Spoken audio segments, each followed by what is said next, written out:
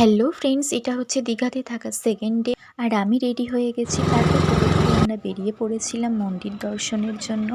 তো এখন আমরা এসে গেছি চৈতন্য মহাপ্রভুর মন্দিরে। আর এখানে এসে ঠাকুরমশাইয়ের মুখে একটি আশ্চর্য ঘটনা শুনলাম এবং আমি নিজেও উপলব্ধি করলাম। আমার মনস্কামনা পূর্ণ হবে কি হবে না সেটা আমি জানি না, তবে একটা কথা বলবো, এখানে এসে আমি অদ্ভুত একটা শান্তি পেয়েছি।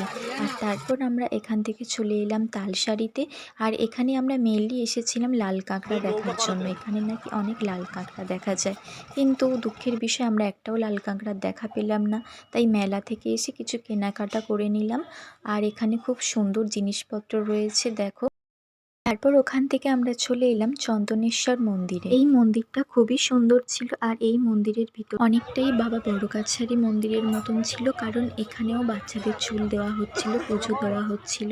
আর জানো তো, এখানে প্রচুর গরু আছে, গরুগুলো এগিয়ে এগিয়ে আসছিল আর আমরা খুবই ভয় পাচ্ছিলাম, কিন্তু এমন কিছুই না, ওরা খাবার খাওয়ার জন্যই এমনটা করছে। যাই হোক, মন্দিরের ভিতরে কি আছে সেটা আমি তোমাদের অবশ্যই দেখাবো নেক্সট ভিডিওতে।